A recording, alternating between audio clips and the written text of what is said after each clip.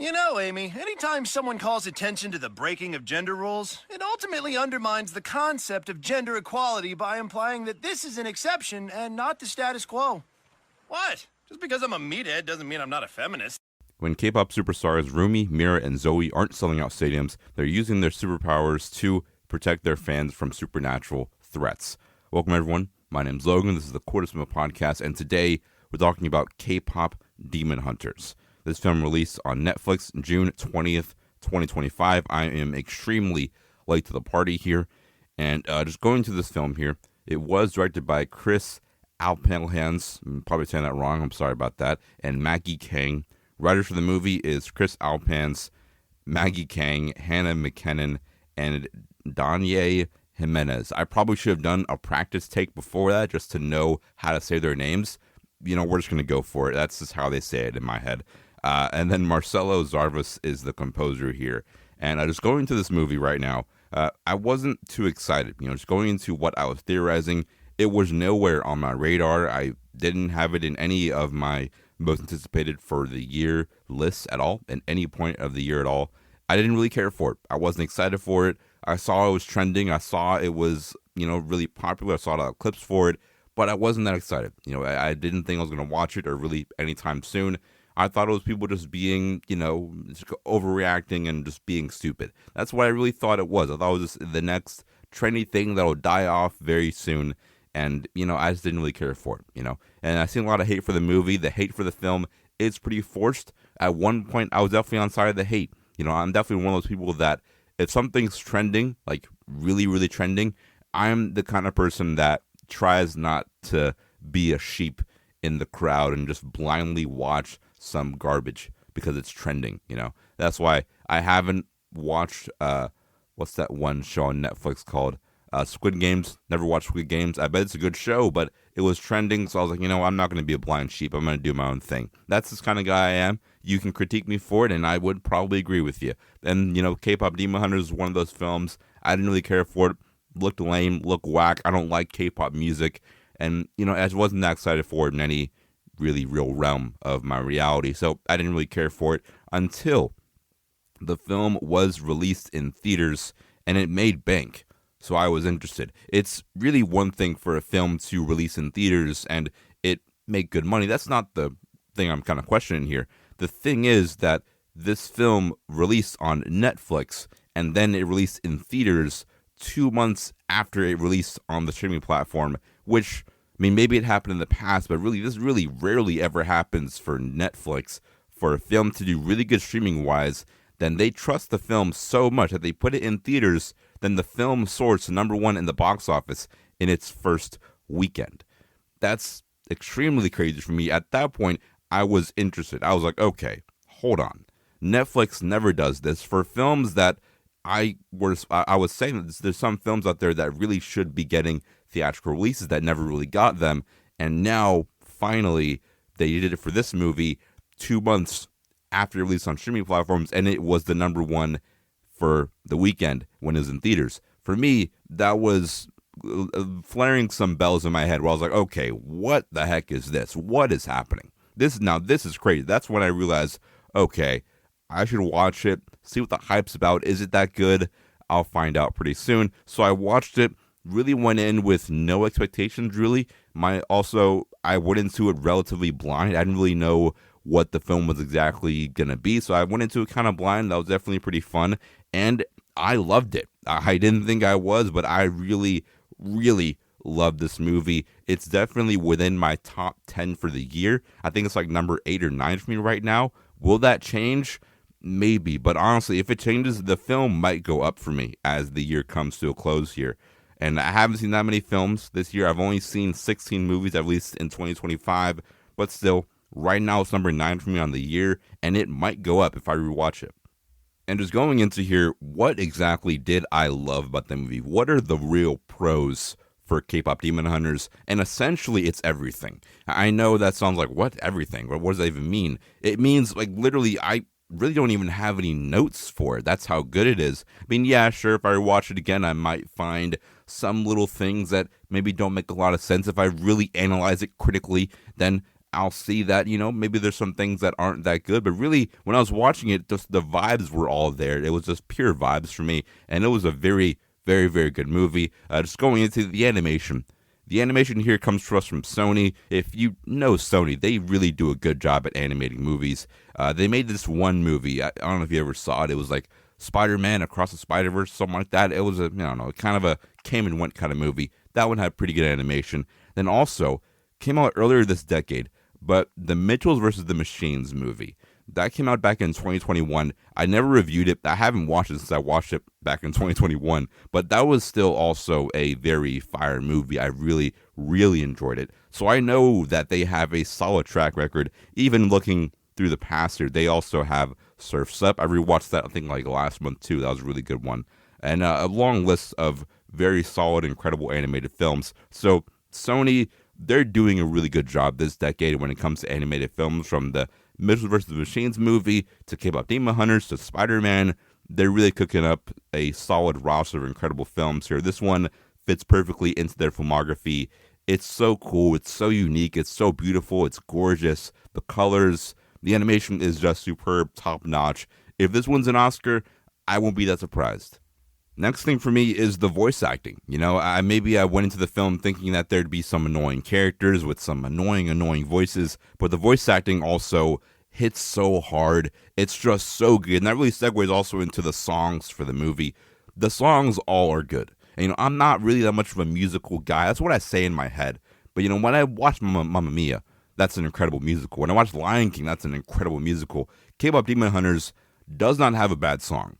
You can go into your favorite musical and say, I really like Grease. Grease is really good, but this song, I'm not that big of a fan of it. When it comes to K-pop Demon Hunters, there is not a single bad song in this movie. I mean, really, every song slaps. The worst song in this movie is better than any song in your favorite musical. That might be true. There's really a lot of great musical. The songs are just so incredible with this film that I was very impressed. I didn't think it was going to be this good, but really I was blown away by how good the music was for this movie. And also comparing with the music and the animation as well, just going hand in hand here with the incredible characterization and themes, it's incredible. And really what they did here is beautiful. They did a really good job. I have really nothing bad to say for that mark at all.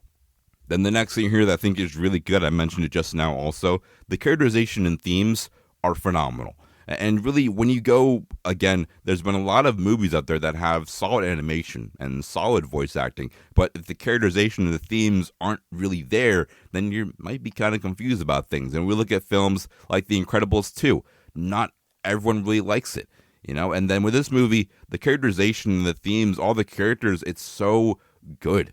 It's nothing crazy. They're not really reinventing the wheel. You can probably find a few other films that really do the exact same thing, but it's just so effective. It's so good. I really have nothing bad to say for any of the characters in this movie. All the characters are good. I mean, they're really, really good. And it really goes into my con as well, but I'll get to that in a second. The next thing that is really good, the pacing is so good. This film is about like an hour and 40, hour and 50-ish. And still, the pacing is insane. Like, really, it's like an hour and 40. It's almost like 2 hours long. And I didn't feel it at all. Like, the runtime feels like it's a 30-minute episode. That's how good the pacing and the story really is. I was always engaged. I never felt bored or sluggish. I mean, when the movie ended, I wanted it to be longer. Like, hey, the movie's like an hour and 40. Let's keep going on for like 3-4 more hours at this point. I know it's crazy to have a 3 to 4 hour movie, and it probably won't happen for a movie like this. But still, the pacing, it was incredibly well done. It doesn't waste your time. Your time is very well spent here. They really get right into the story very quickly, and everything falls into place so beautifully to where, like I said, I never feel bored. I never feel sluggish. The movie strings along very, very nicely. I have the utmost respect to the writers for this film. They did a great job. Then my last thing here is just really everything I didn't really mention. The fight scenes, the fight choreography is really, really good. The way the fight scenes also coincide with the themes and characterization is also very, very good. The comedy, the movie is also actually really, really funny. The sound design as well is also really, really good. The movie does a lot of things right here. And if you also just quick thing as well. The last episode we did was a news episode where I talked about how Disney is trying to find more movies to get the Gen Z male audience back. And, when we did the episode, I talked about how when Disney is saying this, they shouldn't just shun away movies about women leading movies and all that stuff. Because you look at a movie like this with K-pop Demon Hunters, and you see that the problem isn't women leading films, because this movie is great, and it's 3 female leads in the movie that are doing really good stuff. I mean, I really love the characterization. It never really feels quote-unquote woke at any point, and it's a film, once again, with 3 female leads, so the problem clearly here is not women. So I really just want Disney to try and just find that spark again without just shunning away women leading films, because here we have key prime example about this movie that at no point that I feel the movie is woke or trying to force an agenda, and I'm a guy in my 20s and I really do love this movie a lot. And also to note, I'm a guy in my 20s, and really this movie isn't something that I would really exactly be into that much. I mean, really, I'm not a K-pop guy. I'm not really a Demon Hunter kind of guy. I don't really, reside in any of those mediums. And for someone like me, I still love the movie. I still love all the concepts and the lore. It's all really, really good. So that speaks to, again, another level of just being able to reach an audience that really isn't into this kind of niche thing, then making it this massive phenomenon. That's just so, so incredible. And then just going into my cons here, I think only have a couple, I guess. Number one, I would say it's not even really cons, but really if I have to say something bad about the movie, and it really also just makes the movie sound good, one is that, as I said with a lot of movies that have came out this year when I review them, is that I wish it was longer. I just love the movie that much that if it had like 30 extra minutes, I wouldn't really care that much at all. That's just how I feel about it. And my second con, I guess, is really that the characterization is really good. The characters are super cool, that I wanted to know them more. The movie here, I'm not going to spoil it, but it only really mainly focuses on one of the 3 female leads on the most, which is, pretty fair. But still, there's other characters here. The other 2 female leads I would like to see more of in a sequel, in a spinoff, in a prequel, whatever. I would love to see that more. And even the other characters that I didn't really mention that aren't the leads in the movie, I would like to explore them more and them to have more characterization and more screen time. And it's understandable, why they didn't do that, but still, in the future, it would have been nice to have here in this movie. And my final score for the film is going to be a B+, and that's very high. It might go higher. I don't see at any point. There's no way this score for the movie goes lower for me. It's a B+. It might go up to an A- if that's even the case. So just if you had any question of if you see this movie, then you have to. This is definitely a highlight for the year. It's just an incredibly well-crafted film. They knocked it out of the park. They cooked immensely, immensely hard with this movie, and I adore it so much. I really do want a sequel, a prequel, a spin-off, a live-action remake. I want everything. This is definitely also a testament to original filmmaking, and definitely studios taking a chance on original films and filmmakers who may not have that big of a pedigree like your Christopher Nolan, like your Denis Villeneuve, but still, it's just so beautiful. It's such an immense art that Netflix and Sony definitely took a chance with putting this much money into it, but it's definitely been turning out for the better for them. So like I said, a sequel, a prequel, a spinoff, a remake, you can definitely launch a massive IP from this, and they definitely are going to. I just hope that they don't really stray too far. I hope that they only do a sequel if they really have the idea for it and really makes it worth it, and they definitely can. I watched the movie only once a couple weeks ago, but there's a lot of lore and details and information that you can easily make a full-fledged universe out of the K-pop Demon Hunters movie.